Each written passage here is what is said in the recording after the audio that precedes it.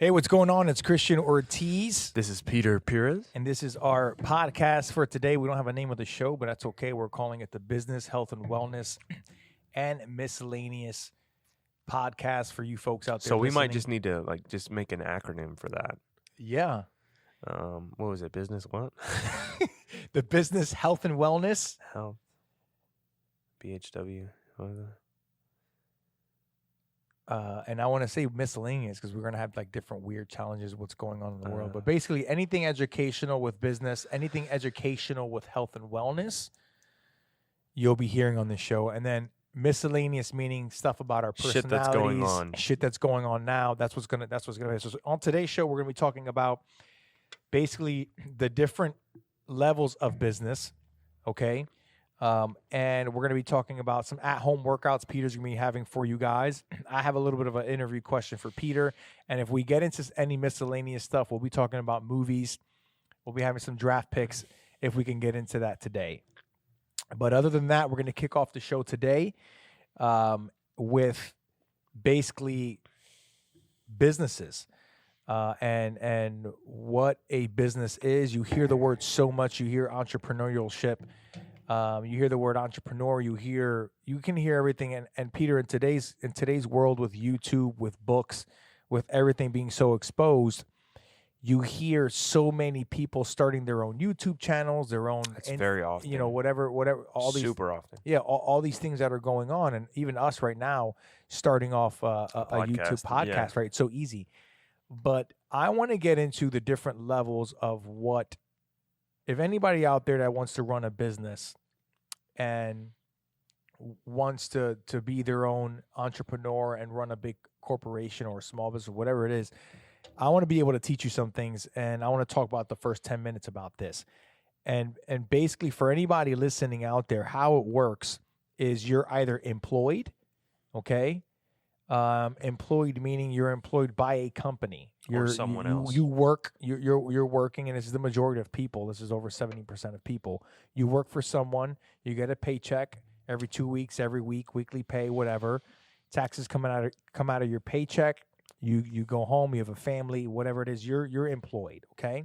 Then you have what's called self-employed. Self-employed basically means you are employed. By yourself. But by yourself. You make your own money. You're your own boss. However, you are the whole employer. business. Correct. You're the whole business. So it's technically not a business.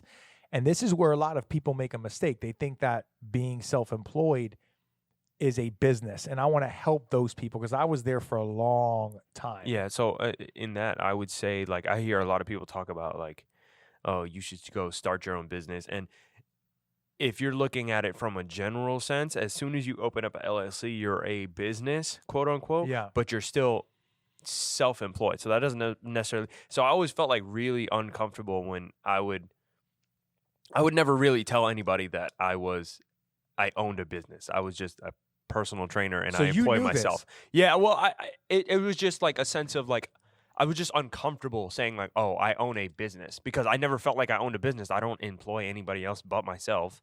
Okay. I pay for my own things and shit like that. It's not like I'm worrying about paying someone else. I'm not worried about someone else's W-2. I'm worried about my 1099. You know what I mean? It's shit like that. So I just don't say weird things like, oh, I own my own business when you're the only one in that business. You are the whole business. And I did. And I was an idiot because I did that, and I learned. I learned my lesson. You learn, But go ahead. Let me ask you this then. Because you're in that category, right? You're self-employed. Yep. You're not in the employed category. You're in the next category as a self-employed independent contractor. What made you know that you're in that category, and where are you specifically at with all of that? Your knowledge on that. So I need you to elaborate a little bit more before I go into that because I need to understand what your full question is. My full question is: you are already self-aware that you're self-employed. Yes.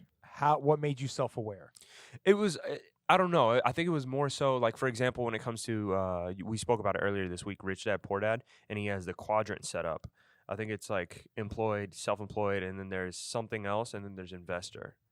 It goes employed, self-employed, business owner, investor. So yeah, ESBI, right? That is correct. ESBI. But in that sense, I started noticing that for one, being around you more, I was like, okay, well, business. He owns a business and he employs people. After that, you kind of look at, you just draw comparisons. You employ people? I don't. I think it's, after that point, it becomes, it's very general. I feel like it's so simple when you see it. You know what I mean? Yeah. But don't get me wrong. Like, it always sounds cool to say I own a business. Yes. Am I wrong? No, you're right. Yeah, and that's my generation now. You know what I mean? So, hey, I own a business. Correct. Yeah. And I'm so glad we have a 24-year-old versus a 37-year-old person, because I want those of you young people out there who are aspiring YouTubers, gamers, owning your own business. You want to own a gym. You want to own a cheesecake factory. You want to be a baker. You want to be whatever it is. That's phenomenal. But let me give you the best advice that I've learned. And a lot of my help and knowledge have come from my wife because she pushed me to where I'm at. Let me tell you all something right now. There are basically 4 categories, like Peter said. You're employed, you're self-employed / independent contractor. You're a business owner, and then you're an investor. There's something called income, and then you have what's called passive income. Okay? Passive income basically means that what you own makes you money, usually without any work during that time. For example, and it's usually the work that you've already put in over yes, a period of time, and then it's self-sufficient. You got it. So as a personal trainer, I'm self-employed when I'm training my clients here. Mm-hmm. As the owner of Ortiz Fitness, Fit Kids for Fun, with my summer camps, my after-school programs, yes, I employ people. Mm-hmm. I employ even independent contractors, self-employed people, okay? And what that means is basically means that business, when it runs itself, it's making me passive income because I've built that. Mm-hmm. I started off as a self-employed, and I worked my ass off to get to where I need to become a business owner, right? Because everybody has to start that way. You have to start off usually as a self-employed person, most people, and then you become a business owner because you worked your ass off to a point where you needed to start employing people. Mm-hmm. And the best advice I can give people who are self-employed, who are independent contractors, is the minute you start treating it like a business. And what I mean by that is the minute you start paying yourself taxes, the minute you have to start employing people, that is when you now own a business and you become a business owner. That's like the full transition, you'd say? Completely 100% correct. 100% correct, because taxes is a huge deal. When you're a business owner then and you start making money, you start making your passive income, you start learning a lot about what rich people do. And you hear, I might get a little heat about this, but I really don't care. But there's not one poor person out there. They might complain about the rich people, but there's not one poor person that's dirt broke out there right now that swap places with a rich person. Not one. I mean, I don't think anyone's going to really come at you for that, for sure. But I mean, like, realistically, I would say it's crazy that people will complain about not having money, but then do minimal to gain more money.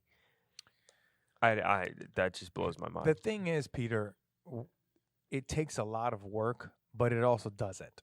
And I think nowadays, it is easy just to sit here and just start talking and make a podcast, right? Yeah. We just said, hey, we need them. We're coming in. Podcasts only started blowing up. We're going to start doing this. We just basically, not months, like a couple of years ago. We basically said, hey, listen. He's like, hey, I have a guy who knows how to do this. We just sat here and we started. All we had to do was start doing it. Basically. Okay. Yeah. That's 95% of the work. Yeah. Just start fucking doing it. It's not hard. Yeah. The problem is, I know there might be one. I don't know. The last video I saw, there were 13 people that saw it, right? 13 is better than 0. I know that there's not a lot of people that are going to watch this in the beginning, right? Yeah, I mean, like, so far, that was only on your YouTube. That was on mine. It wasn't in yours. I haven't even created a full channel yet. Kevin hasn't even done his thing yet. My whole point behind this is nowadays, all you have to do is start doing something. do, And yeah. it can take a hashtag. It could take a one person to start sharing something. Back in the day, if you worked hard, you'd have to wait. Word you of would mouth. hear it. Like you would hear, hey, that guy over there, shit, that guy's the man. Yeah. But now you're judged based off of the subscriptions. You're judged based off of followers. And it is what it is. You just have to listen, just with Dan Pena, whoever doesn't know who that is, just look him up. Fucking hilarious. Just effing do it is what it's his best advice for all you people. He's worth $50 billion, by the way. Just effing do it. So business owners, and then you're an investor. An investor basically means you're investing in something, you're believing in something that's going to make you, again, passive income. And you want passive income. You want to be in the passive income category because that's where you've built something to be able to make you passive income. I think the best way that you can describe like the 4 quadrants, if you guys are setting it all up, it would be the two upper boxes would be employed and self-employed. Correct. And you want to get into the bottom 2, where the bottom 2 is essentially the way that I would look at the whole thing is someone pays you, you pay yourself, work hard so you can pay people and then have the business pay yourself, and then you pay other people to end up paying you back with whatever you invest in. What a lot of people don't know, though, is you have what's called self-start or self-made. You hear the word self-made a lot. Yes. And self-made to me may mean self-made to somebody else. Mm-hmm. And you got to talk about that debate, bro. That's another discussion that we'll have. We might not have time for that. But I want you folks to know what self-made to me means. Self-made means you have nobody but yourself to rely on. Yep. You have no cash. You have nothing. You have to start from scratch. You have no connections. You have to make the connections yourself. I'm talking 0 connections. 0 people know who you are. You're not famous already. You don't know the best photographer or the best videographer. You don't know nothing. All you know is you have a dream. That's it. That is all you have. And let me tell you folks something. That's all you need to start. Okay? That is all you need to start. My point behind that is what self-made is. Self-made is when you have to figure out what taxes are. You have to figure out how to pay your taxes yourself. You have to figure out how you're going to come up with a certain amount of money. You have to figure out, is this right for me when you're at the rock bottom? So this brings me up to like what people may or may not know about running a business as a business owner, because I am in the business owner category. I won't consider myself an investor yet, other than a little bit of money I have in stocks, and I do own an Airbnb, so that is kind of like an investor in a way. But that's using my own assets. I was gonna say Airbnb is like more of a passive. It's in the passive income category. Now, taxes. For those of you that don't know, just because I'm a business owner, my business, Ortiz Fitness, pays myself a salary, and then in return, I pay taxes back. So I have to send those taxes in. And a lot of people don't know that. It's actually about 35 to 38% of taxes. So if you guys people don't know, that's a lot of fucking money. Not just that, but Peter, let's just say you're an employer of mine. Mm-hmm. When you get your paycheck and they see federal, Social Security, unemployment tax, or whatever it is, that income that you see as taxes removed, that money is actually half of the portion that you've paid. The other half, you might as well double those numbers. The other half is actually coming from the employer. From you, yeah. And people don't know that. Yeah, I remember we spoke about that. Yeah. So if someone that's making $15 an hour. When you first told me that, I had no clue. Yeah. So you make 15. If I say, all right, Peter, you're hired, or I don't know, John is hired for $15 an hour, I'm actually technically paying him $17 an hour, but people do not know that. Yeah. So something you may not know about owning a business, that's one of them. That your employer pays the other half of your taxes. The other one is same with insurance. Your employer pays the other half of your insurance. So whatever you're paying for insurance on your check that comes out, your employer is matching that. Okay? They are matching that. Also a lot of fucking money. And that is a lot of money. Number 3, shit it takes for you to actually run and own a business. I'll be really brief with this. Number 1, you can't be you have to be able to be open-minded. That's number 1, 100%. You have to understand not everybody's brain, passion, work ethic is like yours. Number 2, you're going to mess up and you're going to hire the wrong people. You're going to make a mistake on a deal and lose a lot of money. You're going to question yourself. You're going to get depressed. Sometimes your spouse may not believe in you, and it happened to me. I mean, she believes in me now. We're doing phenomenal. She's given me the strength that I've needed to be where I'm at as a business owner. But it took a lot of shit. Let me tell you that right now. There's going to be parents that don't understand. There's going to be friends that don't understand that are around you. And number 3 is sometimes you know, but you also don't know where you're going. Yeah, it's kind of a step-by-step. You just steps in the dark. You only have your dream in your head, and you just don't. But you don't see all the steps it's going to take sometimes. Only way you find out is you you just got to go. And sometimes what people need is they need certainty, but it's actually the uncertainty is what you need to have the faith in to be able to get to where you need to go. Yeah, because I mean, you were at this point. I've been training now for 4 years, and you were training for about what? How many years were you training before you started Fit Kids? I started training back in 2004.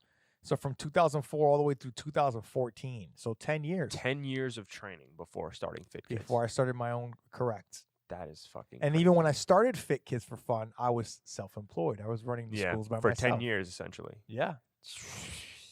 Yeah. That's a lot of time. Anyways, we'll probably touch base on that another day about running a business, what that's like and stuff like that. But I don't know. That's another thing. So being that you've been around me, Peter, my question for you is, what have you learned in owning a gym now? Because you're owning a gym. It's not making you passive income yet. Mm-hmm. But what have you learned being around someone that does own a business, since you're in the category right before? Because I know we're going to be doing business together soon, and you will be a business owner and making a lot of passive income. But being around me, what's the number one thing or one or two things that you've learned the most that you can tell young people that are your age that you might have not known, having someone like me, like a mentor around? What can you now tell them that you've learned that's important that they should be able to hear? Okay, so one of the first things that I would say the first time I met Christian, first time I spoke to you, I would say, as opposed to like the first time I met him, because I met him, we met somewhere else, but I was in the back and I was reading a book. And so first thing I would say, reading, because I think Christian told me, I think a business owner or a millionaire reads about 5 books a month or something like that. They read 60 books a year. That is, bro, come on. So keeping that in mind, right? I'm sitting in the back and I'm reading a book, and he's like, "Oh, what book is that?" I was like, "Oh, it's this book, The Power of the Subconscious Mind." And he's like, "Oh, that's a good book. That sounds good." And I was like, "Yeah." I was like, "What are you reading right now?" He's like, "Oh, I'm reading 4." I was like, "What the fuck did you say?" I was like, "You can't be serious right now." And needless to say, I'll be brief with this. Needless to say, I ended up picking up 4 books immediately after that. I finished about 2 of those 4. Who the hell is calling me? I don't even know who that is. I finished about 2. Put them on the show. No. It's on FaceTime. I finished on 2 of them, and I didn't finish the other 2. So reading, learning as much as you can, as often as you can, and being fluid in your reading. Not in your learning, not necessarily reading. Number 2, I would say, is one thing that I have noticed about Christian is no matter what's going on, he's very true to he treats everyone the same. So I would say that that's something I'd want to throw in there too. But I need to go back to the main question again. So you said that was what was the main question again? I want to be able to answer that so properly. you're a gym owner with me, right? And I'm a business owner. You see that I have an Airbnb, and you're 24 years old. And Peter spends the most time, besides my wife. Peter's the next in line that spends the most time with me. So being a 24-year-old, young, self-employed, hungry guy, okay, and already being around a 37-year-old business owner owning a gym, what type of impact would you say how important is it to have someone around that you're able to see and learn? Okay. So Like what are the things feel that like you that's have worded a learned? little What bit are the better. things that you think you have learned that all 24-year-olds that are aspiring to own a business, be an investor, what do you think that what have you learned that you think that you should be able to tell them and pass that information on? So another thing that I would recommend is like if there's anything that I've seen Christian do, he'll talk about it briefly, but then he just does it. So that's another thing that I've seen a lot of, and that in itself, it helps out a lot to see that, because initially you kind of get a paralysis by That's a good one. analysis. You get paralysis by analysis, so you start looking at like, oh, what should I do? Why should I do this? What if this fails? You know what I'm saying? Instead of just going balls deep and just fucking going into it, because when you end up doing that, you kind of end up staying afloat for a little bit, but then like the bottom drops from underneath you, and you kind of got to figure it out. You know what I mean? And you kind of showed me that, just like, okay, shit's gonna get fucked up anyway. You might as well just keep going. So you just keep going. So being essentially not necessarily being too caught up in what's going on, and just maintaining the work day in, day out. That's another thing that I picked up on. So a lot of reading, being fluid in your learning, and just keep going for the most part. I think those are the main two things overall. Good. Well, I appreciate that. Yeah. And another thing about like people my age, it's people talk about it a lot, and I've never liked that. And let me tell you something vice versa. What I've learned about Peter, since he told me about me, is, and I've told Peter this, Peter is very open-minded. He always sees both sides, and he's also willing to learn, and he's not afraid to get in there and get dirty. Those young people, you got to be able to get dirty, and you got to be able to not be afraid. And those are two things Peter has right now. There's too many Twitter fingers.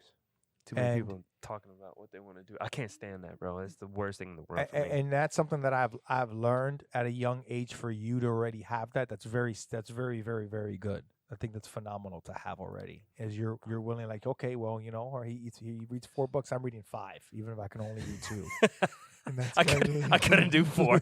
I'm not even gonna lie. I would pick one up, and I'm like, all right, those cool. of you that know, this is true. Like, I really do this. My wife can't even. If I can probably call her up right now and I can ask her that question, she'll probably say 6 at one time. But it's the truth. You walked in here, I think it was yesterday we were talking about it when I was training Cheryl, and you were like, yeah, I'm reading like 6 or 7 right now. I was like, this dude is fucking ballistic. And for those of you what am I reading right now? A couple of books that I did read. The Hard Things About Hard Things. I've read Rich Dad Poor Dad, The Atomic Habits. I'm reading Owning a Rental Property right now. I'm reading a book called Unscripted by MJ DeMarco. He's really good. He's hilarious at an Audible. And I'm also reading Own Your Day by Aubrey Marcus, the guy who owns On It, the supplement company. Oh, yeah. But I recommend those books. They're really, really good. Which brings us to the next subject, or kind of brings us to the next subject, while those of you that are staying at home during the coronavirus. Peter, at-home workouts for people, what do you recommend? What do you think is the most efficient with nothing? Let's just say they have no weights, they have nothing at home. I'm sure you get the common question. But as a personal trainer, what are you helping these people with?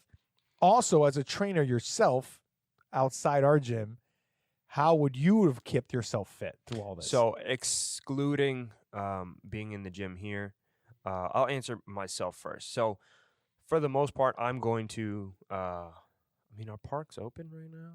Or like kind of, not really? Yeah, they are. So I'll just go from home. So my main thing would probably be, and I'll keep it as simple as possible, and I'll probably just do this for around 10 minutes or so. If you have some sort of resistance band, which you can get from either Amazon, Walmart, or anything like that, I would highly recommend buying a few of those, light, moderate, and heavy resistance. Do what you can with any of those. So I would be doing push-ups, pike push-ups. If I can, buy the little thing to put on the door for pull-ups. I'd be doing lunging, and I'd use the hell out of those resistance bands. And I'd probably do that for about 10 minutes and do like 2 to 5 sets of just as many reps as I can. And how would you stay motivated? That's one thing that's one thing that I've never liked about people in general. Like, people always feel that, like, I should be motivated to do something, as opposed to once you commit to something, just keep doing it whether or not you feel like doing it. I hate that. So in that case, I would just say, but it's the truth. Those people are like that. So I agree. So help that person. Okay. What are you telling them? Okay. So what do they need to do themselves to even get to that category? Okay. So I'll put it like this. There is something called my friend actually told me about this. It's called an action pivot and the 3-minute rule. So you're going to utilize the action pivot, which you give yourself a timer, whether that be 10 seconds, 5 seconds. This is good. 10. Not as soon as it hits 1, you start doing what you're doing for 3 minutes. Off to the races. Just for 3 fucking minutes. 3 minutes of your day is nothing. So you do 3 minutes, and then after that point, initially what ends up happening for most people is they have to get over that initial inertia, quote unquote, of like doing nothing into movement. And once they start moving, that's when they start getting into the role of it, and then they're like, you know what, I'm just going to keep going. Because what happens when you pick up a book and read for 3 minutes? You're going to end up just keep going, right? You start going when you know what's going on. Yeah, you just want to know what's going on. So if not that, guess what? After the 3 minutes, try again tomorrow. If you didn't follow through after the 3 minutes, you really don't want to do it that much, fine. Go through it tomorrow. As for the people who want to work out at home, like I said, you can go to a Walmart and you can buy a 5-pound dumbbell. What if they're broke? What if they have nothing? If you have not nothing, one pot to piss, not even a penny in the bank account. Not even a penny in the bank account. They're in the negatives. Push-ups, sit-ups, planks, lunges, dips. Dips would be good. Mountain climbers. Burpees. You can do a lot. You can do a lot at home, and there's so much. Because the main thing when it comes to this time right now, where people aren't able to work out and things like that, what people don't understand is you have so much like information out there where you could simply Google a home workout. It does not take much. Just YouTube it.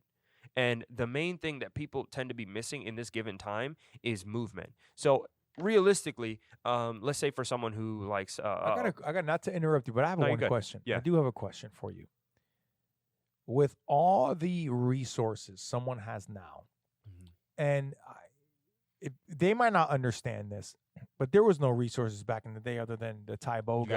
You gotta go read. Yeah, Jenny Craig or whoever. All these, 1-800, whatever the heck, whatever the heck it was back in the day, right? All these people.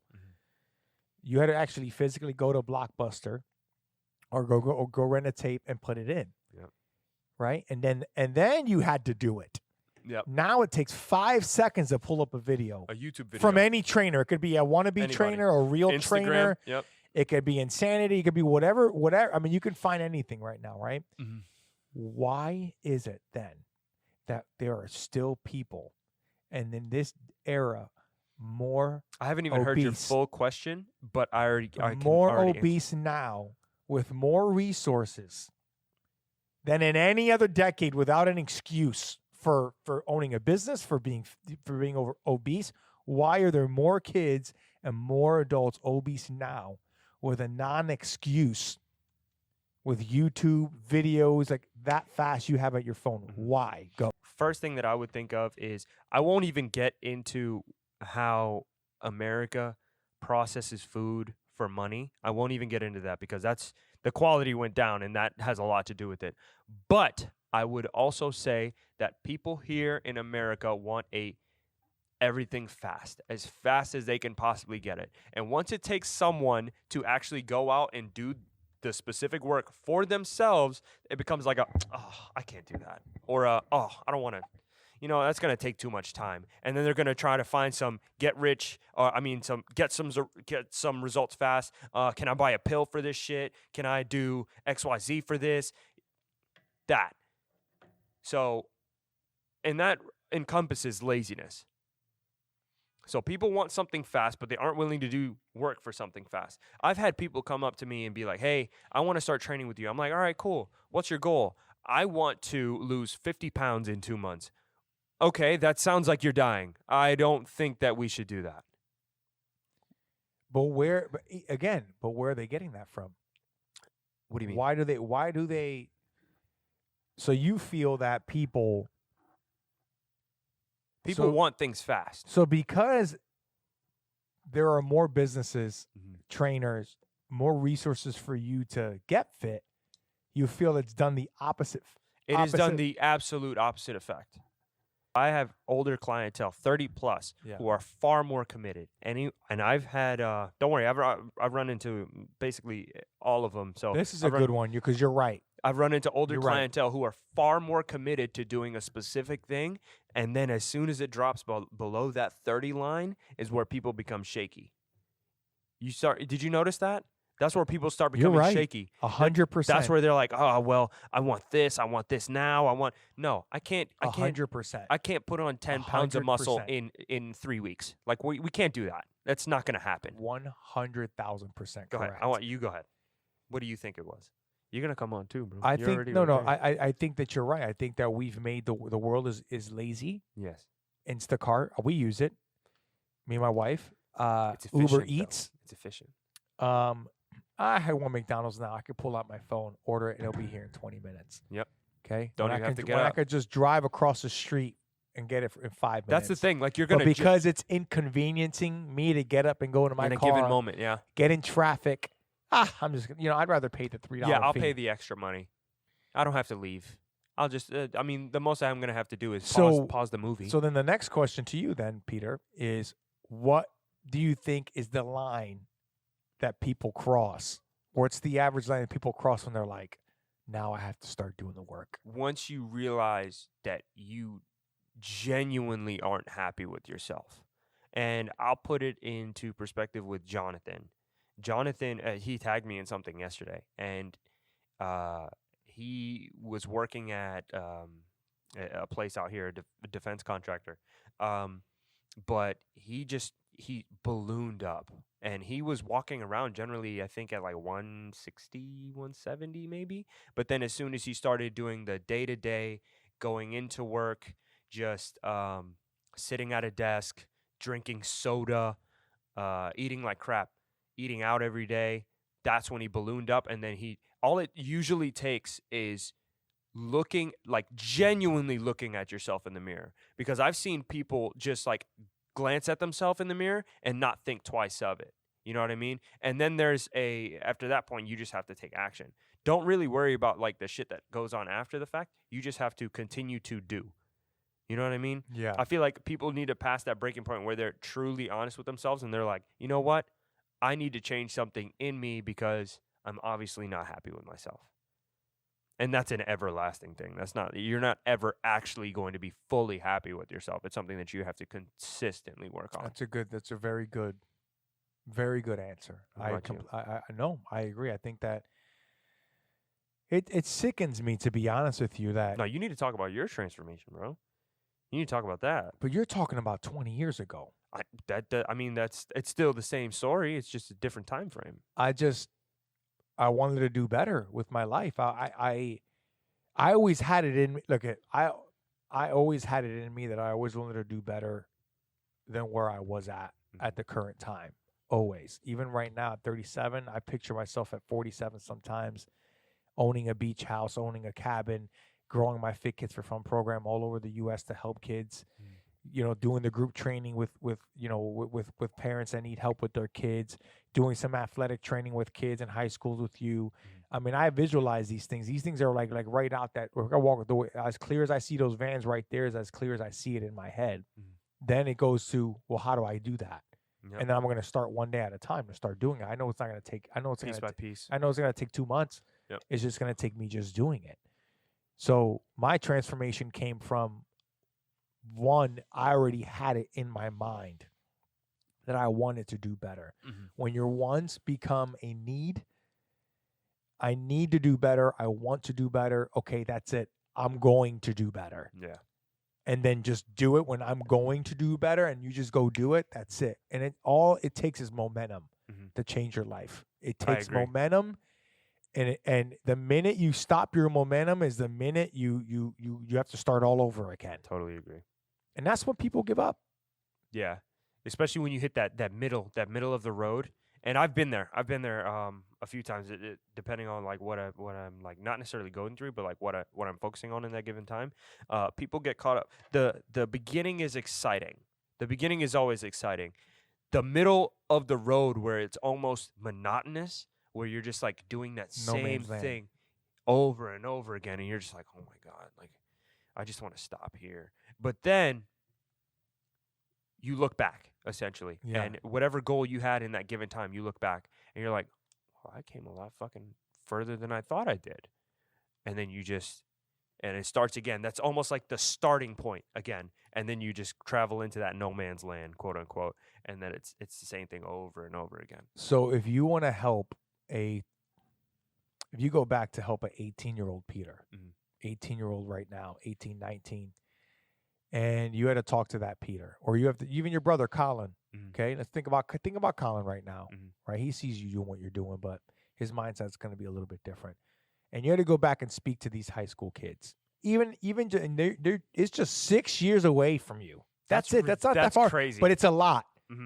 Because for me, being 31 to 37, that's a big difference. Yeah, generationally, yeah. What advice can you give them to make sure that they get into understanding what we just talked about, making sure preventing them from getting lazy, preventing them from getting trapped into that world, getting trapped into the normal? What advice are you going to give them? What should they start doing right now to make sure that they don't become that? And even if you have someone who is 30 or 35 and they're stuck, what advice are you giving that person? And when you say fall into the normal, what do you mean by that? The normal of laziness, the normal of I'm just gonna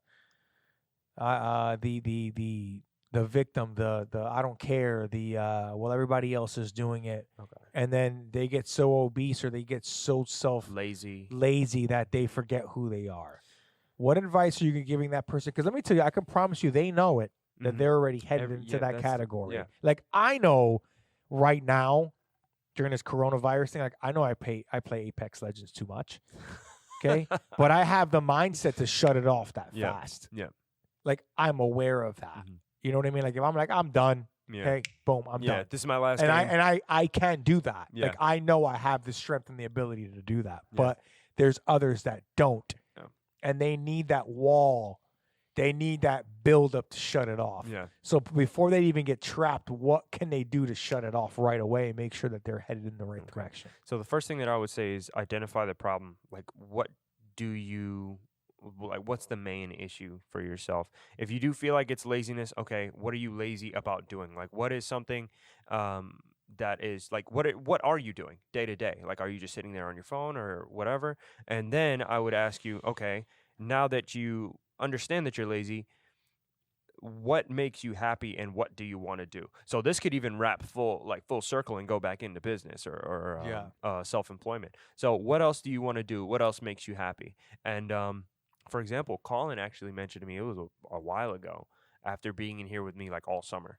He was like, you know what? Like I probably want to like start training. I was like, yeah, I mean, if you want to start training, that's fine. Yeah, that's he was good. like, yeah, he was like, I would want to start training, and he would kind of like leverage that and start going into like physical therapy, which would be phenomenal. You know what I mean? So my first thought would be, okay, well, if you're interested in that, go watch some videos on it. That's the first thing, because as soon as you start watching videos, because you can learn that fast. You can learn that fast. Not only that, it's exciting. You're like, oh shit, you know what I mean? Like once you started telling me about the stocks and stuff, I was like, yeah, you know, I was like, and then you pulled it, and now you're sitting, now you're learning. Dude, I just look at a stock and I'm like, I'm gonna throw money. Me and him got into a conversation, and all of a sudden he's talking stocks to me that fast. Bro, I'm like, within a week, I was like, wow, this shit is cool. It's it's just cool to watch, but so that would be the first thing. Are you lazy? If the answer is yes, okay, what excites you? What do you want to do with your life? What are you what is fun to you? You know what I mean? And then once you develop, once you understand those things, like, okay, well, start small. You want to learn about training, then go watch these videos. Go do this. Do the things that not only make you happy, but keep you productive. So if that's working out for you, all right, well, work out for 10, 15 minutes a day. Chances are you're going to go longer than the 10, 15 minutes because you enjoy the shit anyway. You know what I mean? That's so good. There's that. Just be as active as you can. Don't sit there and just twiddle your thumbs and go on, I don't know, like PlayStation or something like that. Granted, I do that too, but still, like I don't spend my whole day doing it. I'm usually here most of the day. Yeah. And yeah, that would be about it. I'm kind of like rambling at this point. No, it's okay. And for those of you listening, thank you very much for listening. We really appreciate it. This far, yeah. We're gonna do a quick game to kind of cheer the mood up. I'm hungry. We're talking movies real fast. Actually, movies and actors. What if there was a draft pick, and you had to pick an actor that not only you feel was the greatest actor of all time, but they also have to have like an Academy Award? a best movie as well. They got to have like a classic, like high selling movie. You don't have enough time. You're gonna get the first pick. Actually, I'm gonna let you go, or you flip a coin. Flip a coin. Flip a Quick. coin. You got to pick. It's got. No, we're picking. We're picking. We had to do a draft pick. Kevin, should we pick 3 each or 5 each? Let's go 3. 3 each. Yeah. Keep it simple. I'll let you choose heads or tails. Let's go heads. Heads. Okay. All right, cool. Tails. Go. I go first. Yeah. Oh shit. I'm gonna go with Leonardo DiCaprio.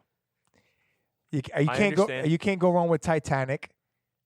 One of the greatest movies of all time. I mean, I'm picking Leonardo DiCaprio first. I know he's not relevant right now, but I feel like he has some of the highest grossing selling movies. Shit, that's not who I wanted first. I know who I want. Go. I want Tom. I'm gonna take Tom Hanks in the first round. Tom Hanks, that's clutch, bro. That's clutch right there. Oh man. I'm going with Robert Downey Jr. Oh, Avengers. That's a good one. Iron Man. Sherlock Holmes. That's who I wanted first. Okay, so who's gonna beat that? Number 2? That's your my number second, 2? yeah. My number 2 is going to be Hugh Jackman. Ooh, man, I'm in trouble. Come on, bro. Come on, man. Come on, bro. Logan made me cry like 3 times. And I've seen it twice. Oh, that is a really, really good one. This is a solid lineup I have right here. Don't look. Oh man, to put me on the clock here, 30 seconds, right? 30 seconds. Let me think of this really, really hard right now. Tom Hanks. That was. You know, I wasn't even thinking about him. That was a sleeper. So you had Tom Hanks and who? Tom Hanks and Hugh Jackman right now.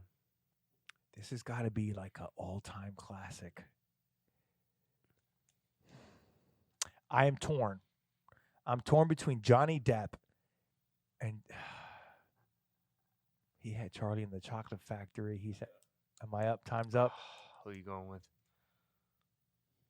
I forgot the guy's name. Oh my God! Shit. The guy in Raging Bull. Robert De Niro. Robert De Niro. That's a good one. That is a good one. You guys, come on, bro. I got the next one. I should have put him number 1, low key. I'm gonna go with. I'm good. No, I'm good. Come on, bro. This is an all-star draft, bro. I'm going with Denzel Washington. Damn it! Fuck! I had that written down. Oh God! I'm going with Denzel Washington as my third pick. I know I ran out of time, but that's my third pick. So here we go. You know what we're gonna do? We're gonna put this up as a poll, and see who. We're gonna put this up as a poll on our Instagram. I'm not gonna lie, that stressed me out. And see who would win the lineup. Okay.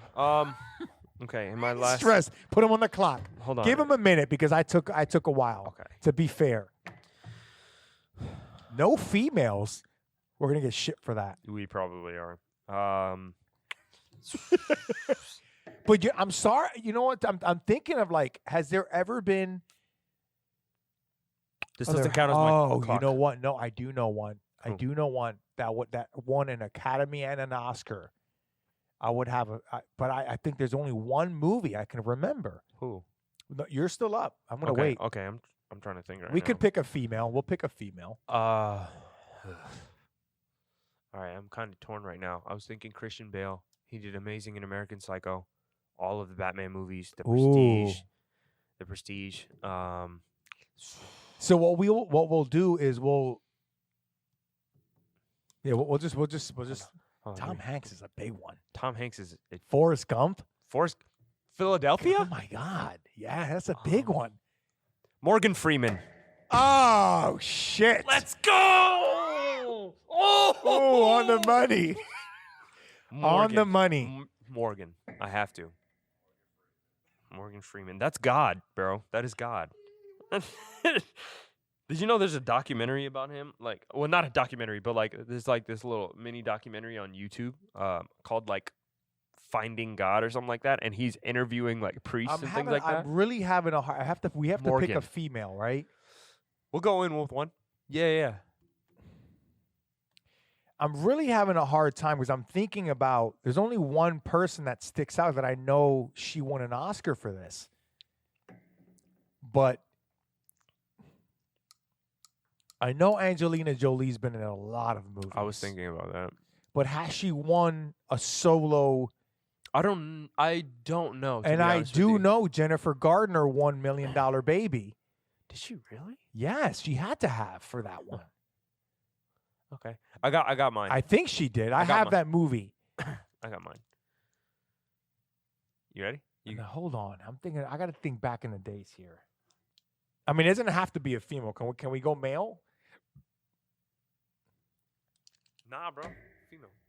Already got mine. Don't look. Who are you picking? I'm going with Meryl Streep. Oh shit. Dude, my lineup is star-studded, bro. Star-studded lineup. Oh shit, I'm screwed. Star-studded lineup, bro. Oh yeah, I'm done for that one. Natalie Portman. Was it Jennifer Gardner who played $1 Million Baby? Yeah. Natalie Portman. Who's that? From Black Swan? I've never seen that movie. Neither have I. We got to pick one female. Yep. Who's the girl from The Notebook? Oh, I forgot her name. What's her name? Look it up. I forgot her name. Dang, I could have. She's in a lot of good movies. I could have chose Steve Carell. Steve Carell's a phenomenal actor. He's a lot of range too. Have you seen him in?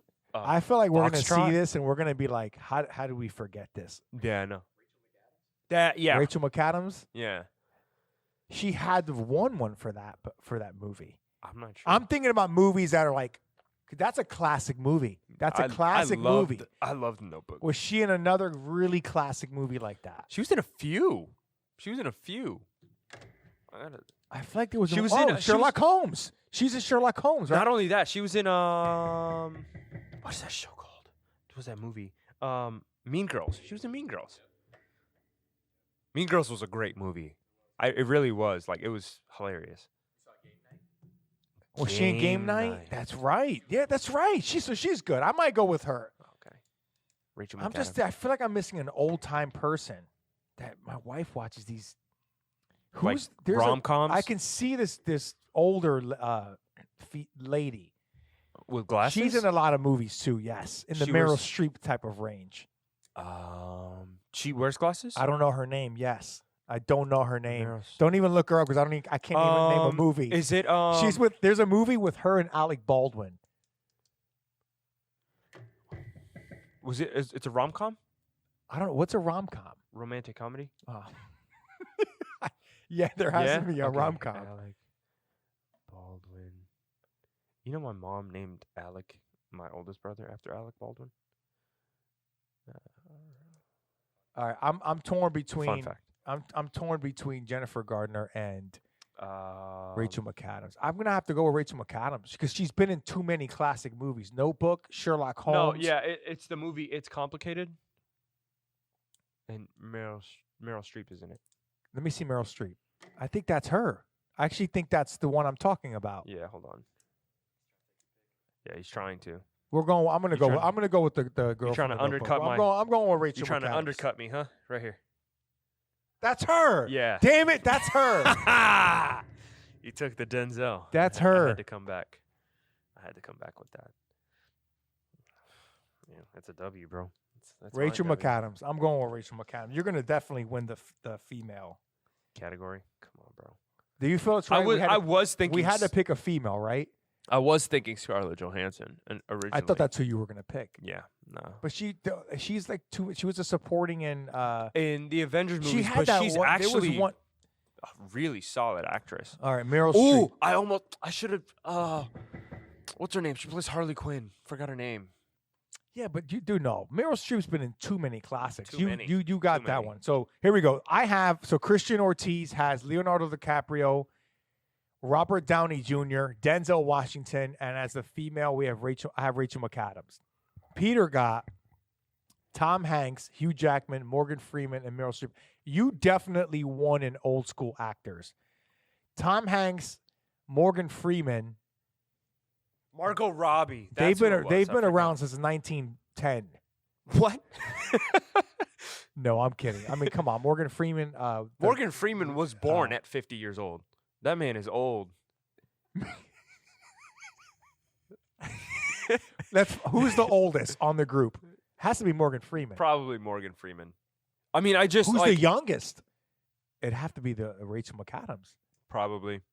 Yeah, I would say Rachel McAdams would be the youngest. How old's Robert Downey Jr.? He's probably like mid 40s, maybe late 40s, maybe. No, Swear. he's got to be 50s, man. Maybe. I'm not sure.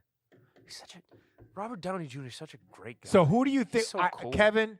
Looking at the lineup, Be real, bro. Be real. Going based off of classic movies. So we're gonna have to do a research to see who's had the most classic movies of like who's been in the most of like my actors versus yours. Yeah. And will you count every X-Men for Hugh Jackman? You have to. You have to. Every X-Men that he was in. So And Logan. So that means I get all of Iron Man, Yes. Sherlock Holmes, And the and Avengers. Yes. I mean, Denzel Washington's been in a lot. He has. Castaway, though. Castaway. Well, we should do movie versus movie for Morgan each actor. Freeman. Oh, that would be good. All right, That so would be good. how about this? Yo, how much time we got? How much time we got? we're going crazy right now, What? Peter. Okay. We got to close it. Peter. Damn. All right. We'll save it for next All time, right. I guess. So if we had to vote, if you had to pick who of the four, the most out of all 8 actors, who was involved in the most classic, high-grossing, Oscar award-winning movie of all? Of them? Okay, hold on. It has to be Robert Really? Downey Jr. with Avengers. It has to be. Of course, yeah, but let's do this really quick. I would win that, right? So yes or something- no? 100%. Yes, I would win. Okay, hold on. Something really quick that we can do. We pick a movie for each of our people, 5 seconds. So you have 5 seconds to choose a movie for each of these people. Okay. You gonna do it for us? 5-second timer. So he chooses a movie, I choose a movie, and we go kind of like head to head. Christian goes first. For your first person. Leonardo DiCaprio, Titanic. Okay. My turn? Forrest Gump. Avengers Endgame. Shit. Okay. Fuck. Okay. Robert Downey Jr. Okay. Logan. Hugh Jackman. Yep. Training Day, Denzel Washington. Shit! God damn it! Okay. Shawshank Redemption. Ooh, shit. That's a war right there. I got to go with Notebook, Rachel McAdams. This is a classic, and this is for the women. The Devil Wears Prada. The what? The Devil Wears Prada. What's that? You're flex. I don't even know what the hell that movie was. All women have seen it. Devil Wears Prada. It's with what's her name? That other actress. Yeah, you know her. I know her face too. So who won? We'd have to. Kevin. That would have to be like. Yeah. But if you had to, but if you truly had to deeply choose, I don't know. it is close. It's Endgame is heavy. That holds a lot of weight, bro. Titanic, And bro. Training Day. Training Day was what fucked me up. I'm not Bro, gonna lie. are you Titanic? Titanic. I know, but like I'm talking. Did you know about, Titanic was the first movie ever where people had to do I went to the movies to watch that. Yeah. It was an intermittent. There was a break. You actually left. You actually He's laughing. How long? It's a 3 hour and 30-minute movie. Amazing though. You had to leave there was actually a 15-minute break before part 2 came on. That's hilarious. I wasn't worried about that. I sat there the whole time. I ain't move. But let me tell you, dude, I love Forrest Gump. It's an amazing movie, bro. It's an amazing movie. I like movies that have every emotional. I agree. I think you got to cry. Laugh. You have to laugh. Be mad. You got to get mad, and you got to be like, you have to have that. Jenny shit played. movement. Jenny played him. She didn't fucking deserve Forrest, bro. This was good. She didn't deserve Forrest at all. This was. How did you like this? She Kevin? didn't fucking deserve him. He was too good of a dude to deserve her. Too good of a dude, bro. Life is like a box of chocolates. You never know what you're gonna gonna get. Bro, I don't know. Anyways, folks, thank you real, so much man. for watching. I hope you had fun there with the end. Don't forget, employed, self-employed / independent contractor, business owner, investor, what it takes to be a business owner. I helped you guys out with that. Peter had some great at-home workout advice. Peter had some great advice for the younger generation on this podcast. Stay fit. Keep moving. Please listen to him. Trust me. Life lessons that he learned from me already. And then obviously we had our draft of actors and movies. We're gonna type it up. We're gonna let you guys vote on this. We're gonna actually put it up. I'll have Catherine, my marketing director, put it up on my social media. We'll ask friends. Yep. What we'll do is we'll put the actor attached with the movie and see what. If you had to sit, that's a good one. If you had to sit down, you're stranded on an island, and these are the 4 movies you had to pick. Shit. Would you rather watch Titanic, Avengers Endgame, Training Day, and The Notebook? Fucking Training Day, man. Or damn. Forrest Gump, Logan. What was Morgan Freeman's? Shawshank Redemption. Oh, man. Shawshank Redemption. Dude, I don't know. I think Shawshank got Training Day for me. I don't know, bro. I'm not sure. Dude crawled in a pile of shit to get out a mile. I think it was 5 football fields, 4 football fields. That is unbelievable. That was a good movie. It was really good. You think Training Day was better than that? I love Training Day, bro. I love That's Training because you were Day. younger. It came out the year I was graduated, 2001. That's phenomenal. And then for the ladies, we had Notebook. Come on, that's the best romantic movie of all time. It has to be. I would agree. I love that movie. So I mean, Meryl Streep in the movie you named, which I never watched. The Devil Wears Prada. The Devil Wears Prada. Women love that movie. I'm gonna have to ask Alex if she's seen that movie. She's probably seen it. She's gonna be like, "You haven't seen it?" I guarantee you. All right, guys. Well, thanks for watching. I'm Christian Ortiz. My name is Peter Pires. Watch us next time, next week, same time. Peace.